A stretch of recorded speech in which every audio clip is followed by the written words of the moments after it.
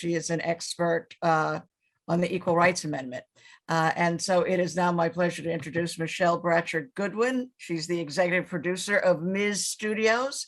You've heard some about that. We'll hear more about it as well. Very exciting times for Ms. Magazine. She's the host of the popular podcast On the Issues with Michele Goodwin and author of the award-winning book, Policing the Womb, Invisible Women and the Criminalization of Motherhood. She's also a chancellor's professor at the University of California, Irvine, and founding director of the Center for Biotechnology and Global Health Policy. So yes, baby formula included. Michele, I turn it over to you now. Thank you so much, Carol. I really appreciate that. And these are dire times for us. I want to start by just one matter of housekeeping. Carol, how much time do I have? How much time should we set aside? Because I don't want to go over and I want to be mindful of your broader agenda. Yeah, as much as you would like. I'm sure you have another commitment. So what, 15, 20 minutes? What? Okay, that works. Okay. That works. So, I want to first for us to be able to pause, because if anybody is feeling frustrated, low, angry, depressed, motivated because of all those things, just know that I see you. This has been an onslaught. And if we don't pause to acknowledge what this onslaught has been, and it's not just been the week, it's not just this horrific mass murdering of children at a school where parents are wondering, wow, I left home a little bit early today and I didn't get the chance on that day to say goodbye to my child, and living with that pain and grief already. But it's not just that. We've just come through Buffalo and the targeting of African Americans on a Saturday afternoon, seeing people be gunned down who were seniors in that space, in California, not far from where I live in Laguna Beach, a shooting at a church. And then this is not even to account for the trauma that we've just experienced from January 6th through the beginning of the Trump administration, battling through the most horrific assaults on brothers and sisters from Asian American communities, children being locked in cages, having a government send lawyers from the Justice Department to argue in front of federal judges that children who are in government custody do not deserve toothpaste, that they don't deserve soap, and that it is completely lawful for us to feed them frozen burritos. Children snatched from their parents at the border, babies. Children denied the opportunity to even hug their siblings while being kept in separate cages. Muslim ban, folks having to show up in the middle of the night to say, we welcome you. This is not the kind of country that we are. And we will stand in defiance of a government that will separate people based on religion.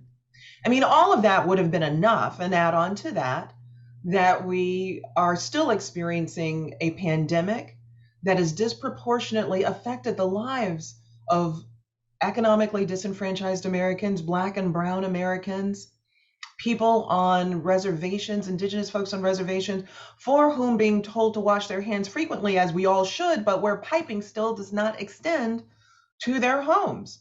And to see 1 million Americans dead now from this deadly virus. And on top of that, a push for a racial reckoning after the brutal murders of Breonna Taylor, George Floyd, Ahmaud Arbery, these murders that were felt all around the world because of their depravity and cruelty. I mean, to even think that Breonna Taylor's death would have been skipped over, but for the fact that we all watched a video or knew that there was a video of a Black man who would die in the middle of a street with an officer pressing his knee on his neck until he could no longer breathe as he was crying out for his mother.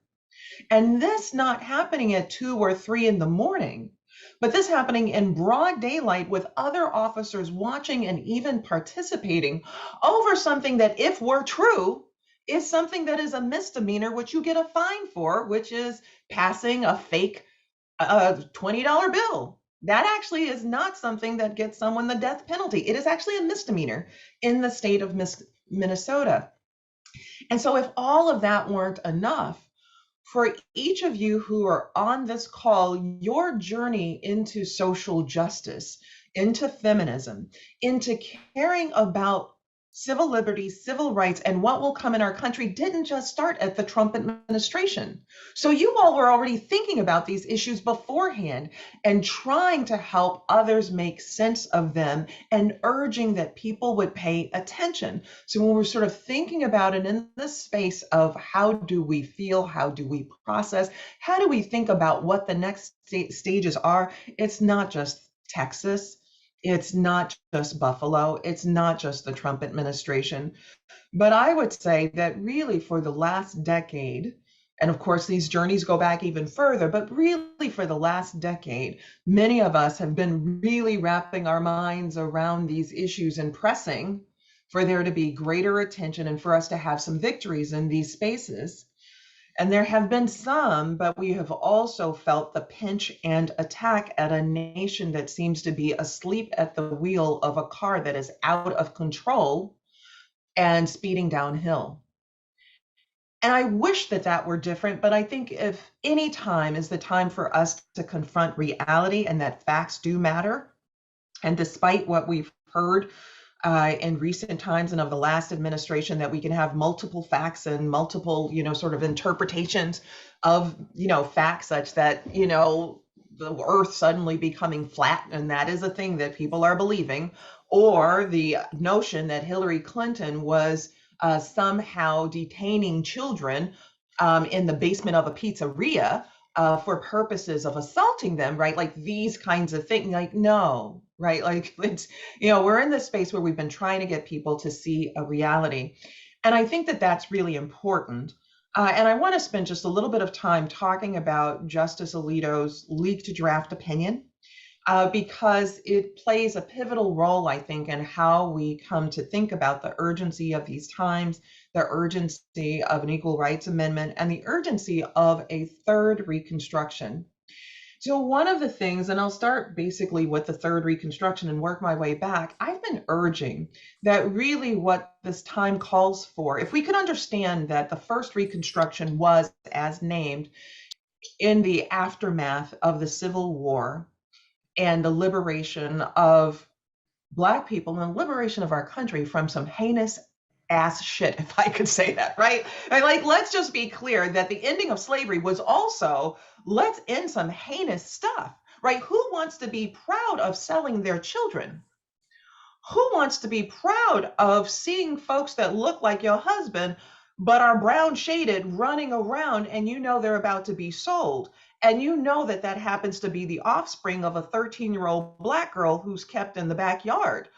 Who wants to have that as a nation and on their consciousness? So the liberation of Black folks from slavery was also the liberation of folks from something that was egregious and absolutely shameful and heinous. But that led to our first Reconstruction.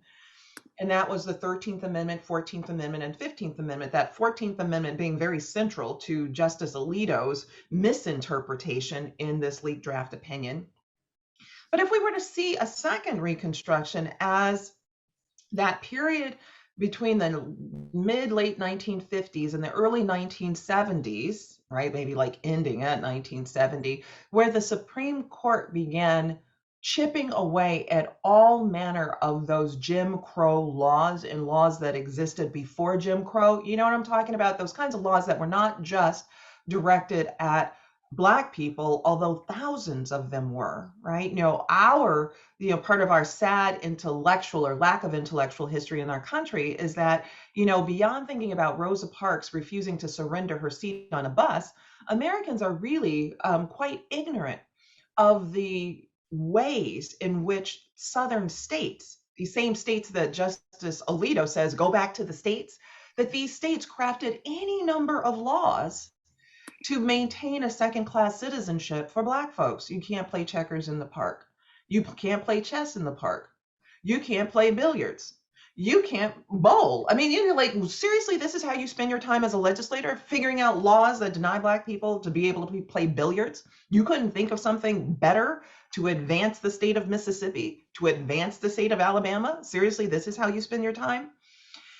But that period of the Second Reconstruction dismantled through the Supreme Court, mostly, many of those laws, and also through Congress, the 1964 Civil Rights Act, the 1965 Voting Rights Act, and even in 1966, the advancements in terms of Medicaid legislation, which denied then hospitals that received federal funding from being able to turn Black and Brown and Asian folks away.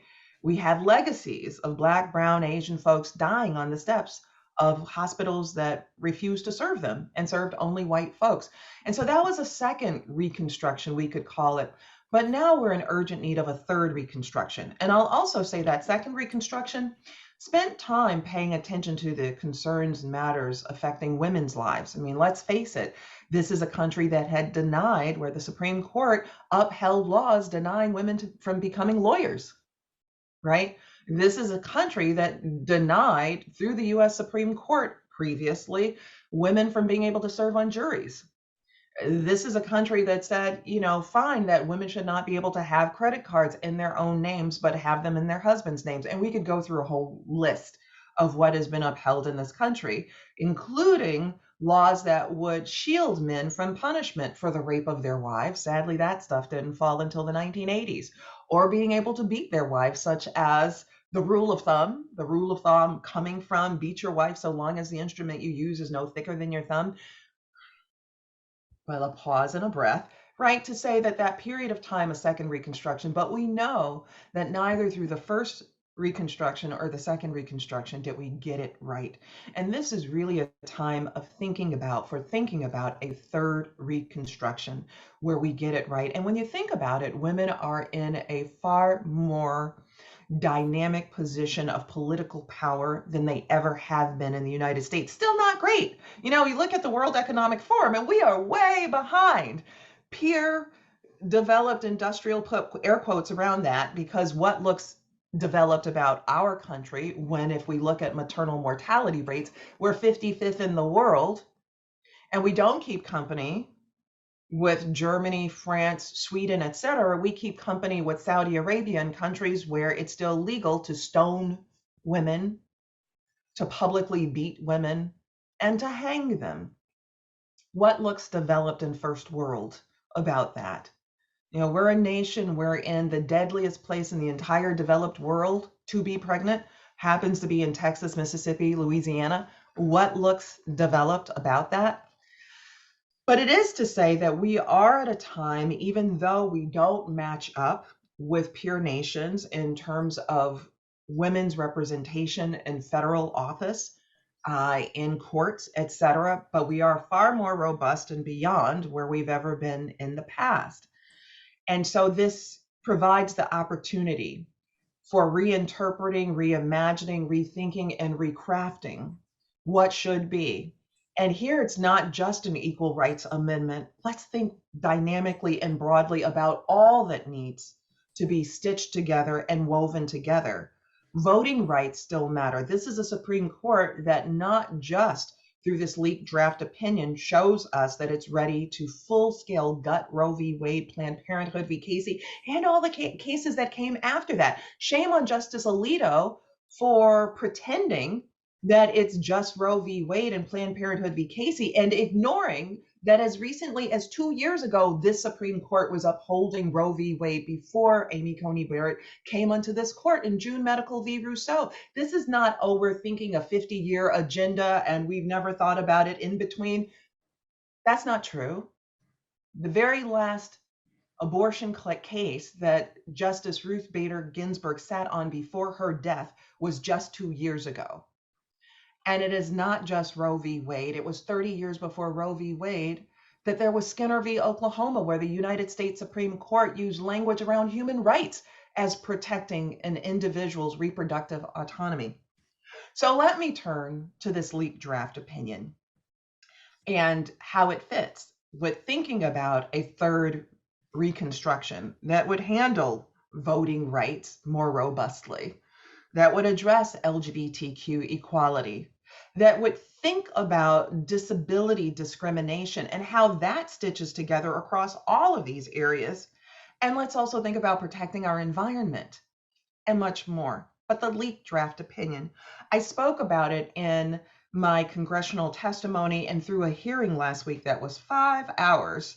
I was one of several witnesses invited to testify before the House Judiciary Committee on the leaked draft opinion and also what Congress can do about this.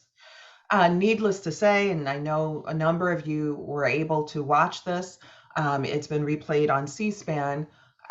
It was a sad state of affairs, truly, a very sad state of affairs.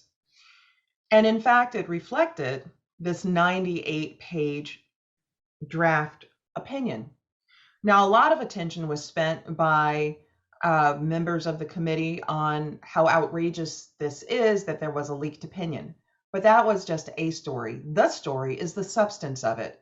The substance of it is the egregious omissions made by Justice Alito and those who would sign on to this draft opinion. The egregious attacks on still living members, people who have served on the United States Supreme Court. The kind of attacks that one didn't even see in the aftermath of deconstructing racial oppression in the United States. That is to say that if you read Brown v. Board of Education, you won't see members of the Supreme Court excoriating their colleagues who upheld laws that provided for slavery and Jim Crow. In this opinion, the kind of attacks that we see are really unheard of. But then there's the substance of it, the fact that Justice Alito cherry picks throughout history, calls the history that is referenced in Roe v. Wade irrelevant.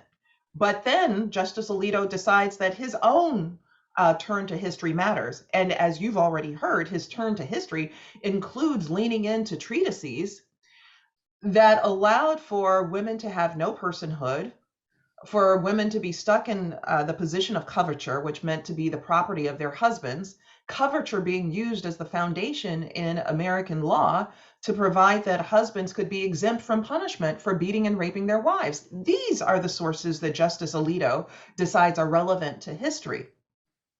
Justice Alito does the same kind of fabricating as Justice Thomas does with regard to race and abortion. Justice Thomas has been asserting in recent years that abortion has really been a plan of genocide against the Black community and that it has been eugenics. It is an outright lie, but what's also so egregious and stunning by it is that you see a kind of level of deep disregard and not playing on the fair field, same field when the Supreme Court refused to look in its own dossier. I mean, how can you say this, Justice Alito? How can you say this, Justice Thomas, when you look at the Supreme Court's history of eugenics and it involves a poor white girl? Buck v. Bell, 1927, has nothing to do with Black women. And you would think this is in your own backyard, Justice Alito. You at least would be as honest to your public as to cite appropriately to your own Supreme Court jurisprudence, Buck v. Bell, which tells us the story right within it, where Justice Oliver Wendell Holmes describes Carrie as a poor white girl. And he doesn't like hold back. So this kind of fabricating, this kind of race card playing, this kind of race baiting in order to kind of get individuals from Black and brown communities to say, oh my goodness, we shouldn't care about contraception. We shouldn't care about abortion rights because this has been a platform against us. And you can't help but think, how could you lie, Justice Alito? How could you lie, Justice Thomas? Because it's right within the Supreme Court's own jurisprudence that tells us how eugenics was formed in this country and who it originally targeted. Now, that is not to say that there wasn't coercive sterilization against Black women, against women in Puerto Rico, against Indigenous women, because there was, but that wasn't the eugenics platform, right? So as you read that opinion, you see so many glaring errors and omissions, right? Including the fact that Justice Alito, and we saw this in the hearing last week, that Justice Alito refuses to engage an important fact. And that is, as I've just described, having a pregnancy in the United States is a deadly proposition, whether we like that or not. And it becomes even more deadly in the states that have the most prolific anti-abortion legislating that's taking place. I mean, nationally, Black women are 3.5 times more likely to die by carrying a pregnancy to term than their white counterparts. But if we pull back from that, any woman is 14 times more likely to die by carrying a pregnancy to term in the United States than by having an abortion. And the very subject of the Supreme Court's coming decision in Dobbs, in Mississippi, a Black woman is 118 times more likely to die by carrying a pregnancy to term than having an abortion. And I'll pause on that. 118 times. And you know where I get this data from? I get this from the Mississippi Department of Health.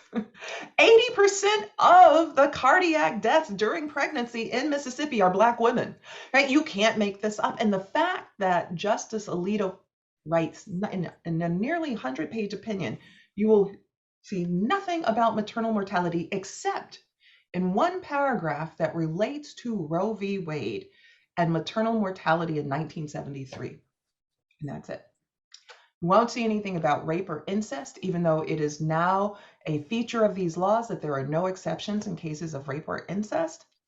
And it's all of that together that I think lets us know just how frightening these times are. And I'm going to conclude with this. In this leaked draft opinion, Justice Alito informs the American public that in order to resolve these issues, and if you don't like an opinion such as what the court is likely to deliver, what's delivered in this leaked draft, then take it to the polls. Just go and vote. There is a particular way in which this is a kind of knife to the gut. It's a kind of knife to the gut for anybody who understands the histories of voter suppression in this country. The legacy of voter suppression that has never ended in this country, with the exception of the Voting Rights Act, which has been dismantled in part by this United States Supreme Court. When I think about the urge to state that these issues shall be resolved at the state level, and that people who don't like this decision should just simply go out to vote, it reminds me of Fannie Lou Hamer famously getting the microphone at the Democratic National Convention and describing the horrors that she and other Black women encountered and endured when they tried to go to vote in Mississippi, being dragged off of a bus, being put in police cars, being beaten by sheriffs with batons. Fannie Lou Hamer describing how she tried to protect the leg that was weak because she had polio as a child, and how she screamed out and screamed out. And she concluded that testimony with saying, and all of this on account that we want to vote so that we get lifted up from being second-class citizens. And to know that she's talking about the state of Mississippi, the same state which has enacted this law that this Supreme Court is weighing in on, and that Justice Alito would say, just go out and vote. In a state that was one of the last to repeal its miscegenation, its anti-miscegenation laws. I mean, all of the laws that we can imagine that when were real, that were horrible, involving race, Mississippi was always the last to address those laws. And again, for this Supreme Court to say, just go out and vote, knowing, and I'll conclude with this, that in the time of Fannie Lou Hamer, Black people were subjected to having to guess how many jelly beans in a jar or bubbles on a bar of soap in order to be able to vote. And yes, it is true that there have been changes since that time. But we also know that we are living in a time where in the state of Georgia, you are not permitted to give anybody water or even a sandwich if they're standing in line to vote. In states that have pulled out polling places such that people cannot vote in their own neighborhoods and communities. In spaces where Black and brown bodies are surveilled and policed when they go into communities that don't look like them, and now those are the places where they're supposed to vote. I want to thank you, Carol, for inviting me to speak with the group today. I really appreciate it. I appreciate all that you all are doing. And let's all move not just for the ratification of the ERA, but for a third Reconstruction. And thank you all so much. And thank you so so much, much, Michele. Michele. Bettina, are you back on screen yet? That was just wonderful. Yes, Absolutely wonderful. there are so, I mean, you should read the comments in the chat there. I mean, I think we're being asked to make sure that everyone, the whole public, can see this speech. So thank you very much for that, Michele. Do you have a couple minutes for questions? Okay, great. Thank you. Michele Thorne is the first with her hand up. Thank you very much. And thank you, Professor Goodwin. I really appreciate your comments and your leadership. There's been a lot of criticism of the Republican administration. They oppose gun violence prevention, yet are always eager to offer thoughts and prayers after the national tragedies. I would offer to you, Professor Goodwin, that all of those Democrats who met with you recently for the reproductive rights hearing are giving us their thoughts and prayers. There's no question that the Equal Rights Amendment is done. It satisfies the strict requirements of the Constitution to be our 28th Amendment. Congress does not have a constitutional right to impose a deadline. Rescissions of ratifications have never been honored.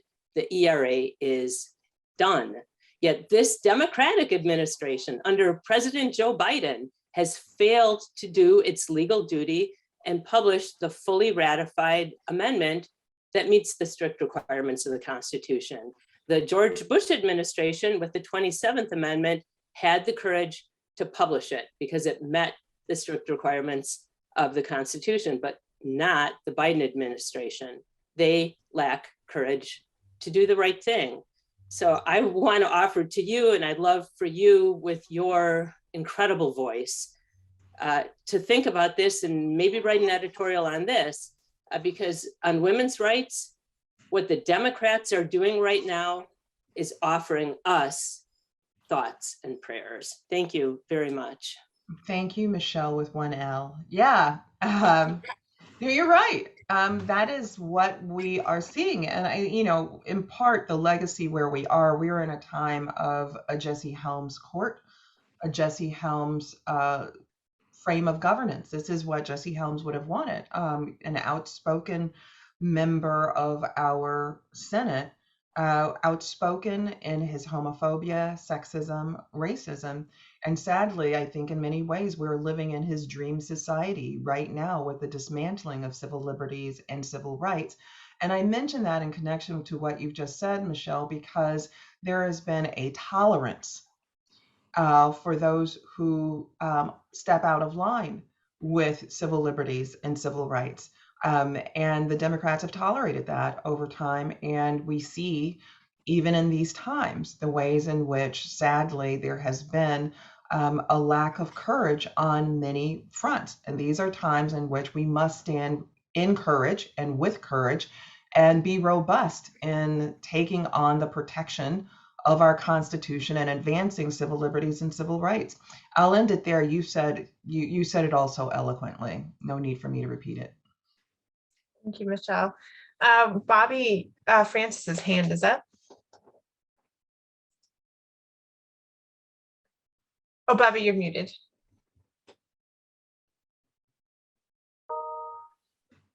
Bobby, you're still muted. Let me ask if. There we go. There I'm sorry. you go. What I'd done was click something to unmute and lost the whole picture to see where I could unmute. I apologize. And Michele, thank you again. Absolutely, second everything everyone has said.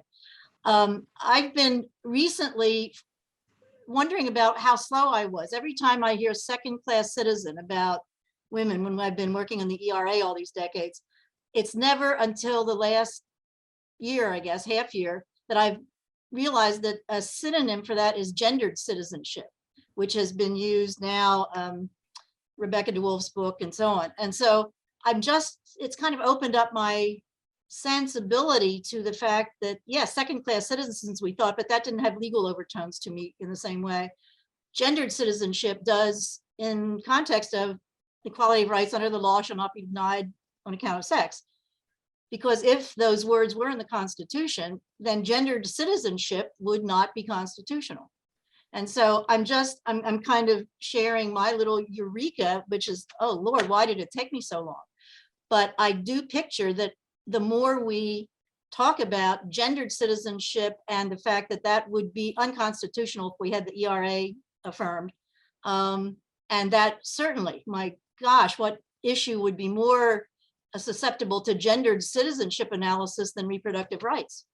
Yeah, So that's where I'm going. I just am interested in your thoughts about that. yeah. So here's something, I appreciate that. So something that I'm writing an op-ed that's going to be coming out next, and that ties to my congressional testimony, deals with this matter.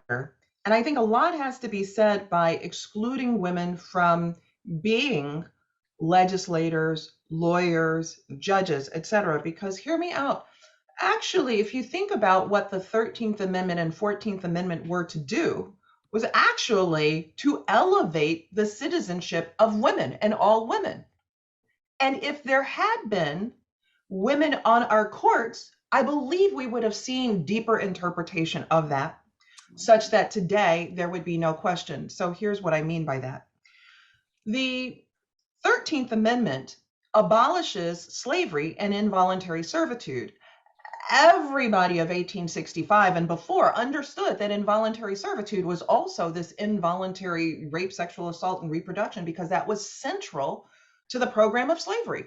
It was written about. All white women wrote about it, white men wrote about it, white men wrote about it and kept their receipts like these are natural, normal things. White women abolitionists wrote about it as this is some horrible stuff that's taking place. Everybody knew, right? Like this is involuntary servitude. The 13th Amendment abolishes slavery and involuntary servitude. Now imagine if there were women on the courts at the time interpreting this.